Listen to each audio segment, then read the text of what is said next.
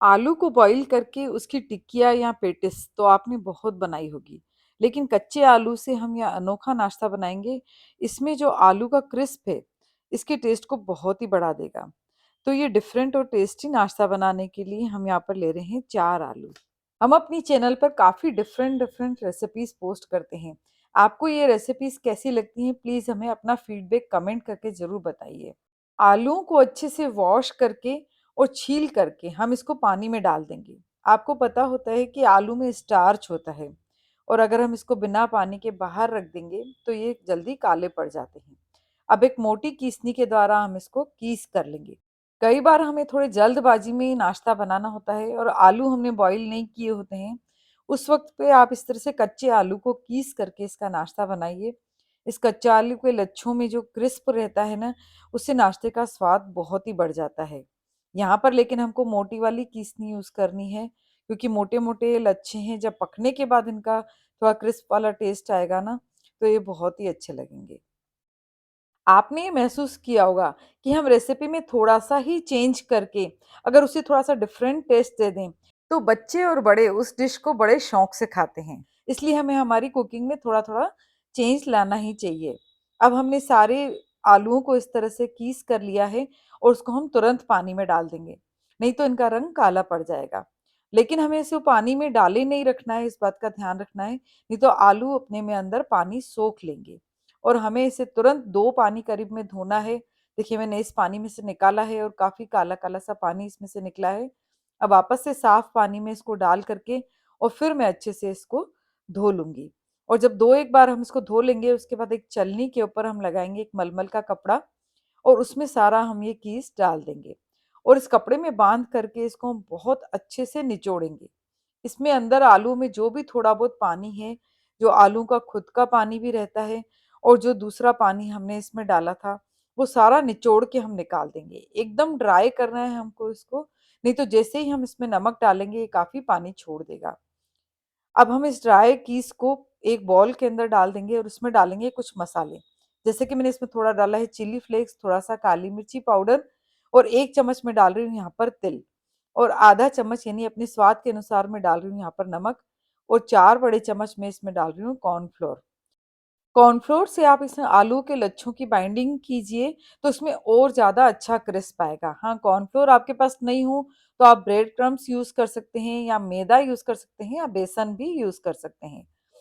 तो इस वीडियो में आगे बढ़ने से पहले आप हमारी वीडियो को लाइक और शेयर कर दीजिए और चैनल को सब्सक्राइब करके ऑल बटन जरूर एक्टिवेट कर लीजिए। इसी से हमारे न्यू वीडियोस के नोटिफिकेशंस आपको सबसे पहले मिलते रहेंगे। देखिए ठंड शुरू होते से ही ताजे मटर आना शुरू हो जाते हैं, इसलिए हम इस पेटिस में अंदर डालने के लिए बनाएंगे मटर की मस्त सी फिलिंग। और हमने एक फ्राई पैन में डाला है 1 चम्मच ऑयल, उसमें थोड़ा हींग पाउडर और आधा चम्मच जीरा डाल रहे हैं हम। एक हरी मिर्ची को बारीक काट के डाल रहे हैं इसमें। 1 कप ताजे मटर के दानों को मैंने एक विसिल लगा के बॉईल कर लिया है।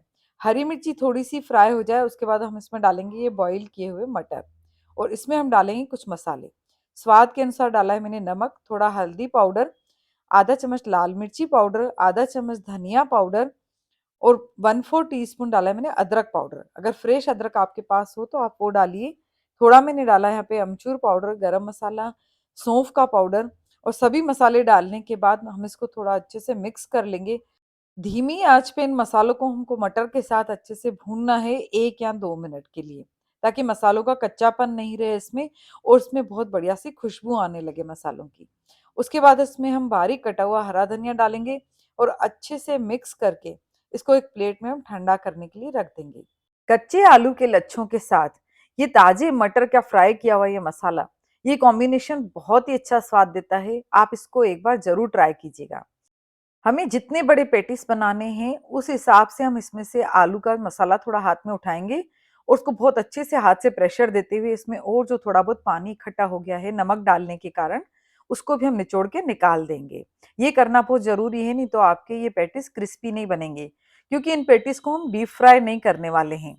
अब देखिए हमने मटर का थोड़ा-सा फिलिंग इसके बीच में रखा है। उन लच्छों को पहले हमने हाथ पर थोड़ा-सा दबाते हुए एक कटोरी सा आकार दिया और बीच में रखा हमने मटर का फिलिंग और इसको अच्छे से पैक करते हुए हाथ से हम वापस से इसको प्रेस करते हुए और गोल शेप दे देंगे। ये पैटीज बहुत ही आसानी से बनकर के तैयार हो जाते हैं। आप चाहें तो इनको तवे पर भी टिकिया की तरह सेक सकते हैं।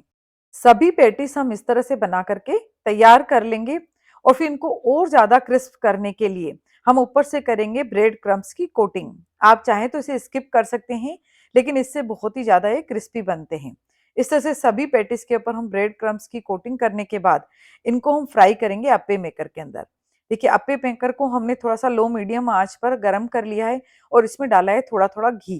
घी या तेल आप कुछ भी यूज कर सकते हैं। ऊपर से भी आप डालिए थोड़ा थोड़ा घी और इसको दोनों तरफ से पलटा करके आप अच्छे से गोल्डन ब्राउन और क्रिस्पी कर लीजिए। अप्पे मेकर एक साउथ इंडियन डिश अप्पे बनाने का मोल्ड होता है जो कि मार्केट में इजीली मिल जाता है।